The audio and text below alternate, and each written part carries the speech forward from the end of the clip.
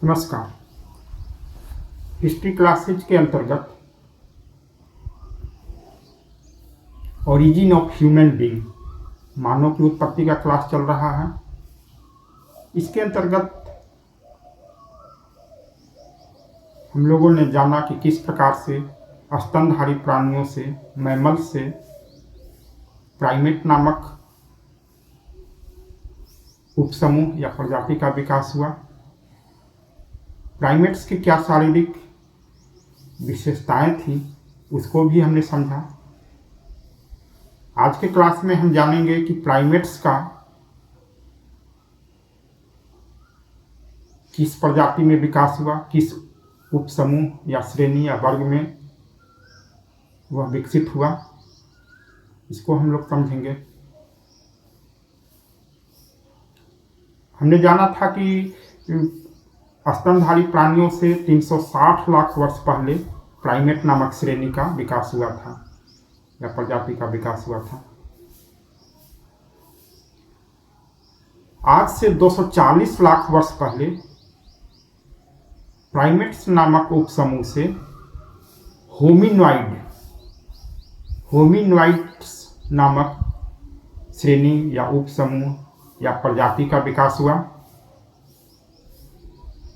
आज से 240 लाख वर्ष पहले प्राइमेट्स से ही एक विकसित होकर होमिनॉइड्स नामक उपसमूह या प्रजाति का विकास हुआ। हम लोगों ने जाना था कि प्राइमेट्स में मानव की प्रजाति, बंदर, लंगूर आते हैं। होमिनॉइड्स की जो प्रजाति थी या जो वर्ग थे, श्रेणी थी, वे बंदरों से अनेक प्रकार से भिन्न होते थे। उनका शरीर बंदरों से कुछ अलग होता था, उनका शरीर बड़ा होता था बंदरों की अपेक्षा।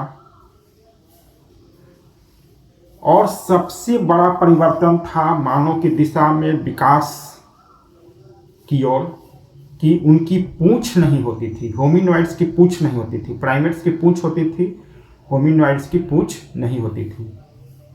अब इसके पीछे वैज्ञानिकों का कहना है कि जैसे बंदर थे, वे पेड़ पर चढ़ते थे, वे अपने पूंछों का उपयोग करते थे, तो उनकी पूंछ होती थी और वे धीरे धीरे पेड़ पर से नीचे रहने लगे, स्थल जमीन पर, भूमि पर रहने लगे, तो वे पूंछों का उपयोग कम करने लगे या नहीं के बराबर करने लगे।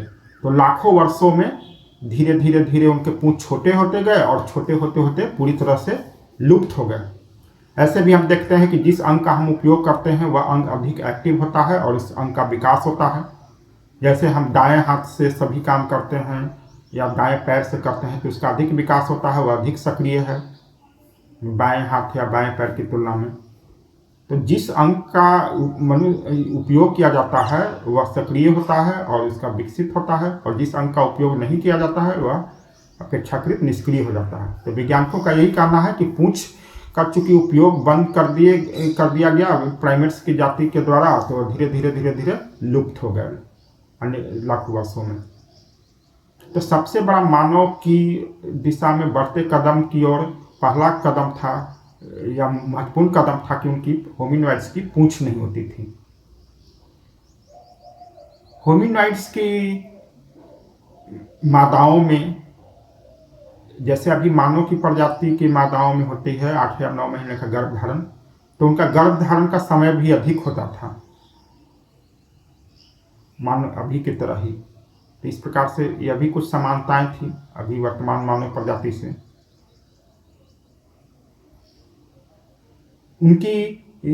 वे आपस में परस्पर निर्भर होते थे। जैसे मनुष्य होता है, अभी आपस में एक समाज होता है, तो होमिनॉइड्स की प्रजाति में भी आपस में परस्पर निर्भरता होती थी।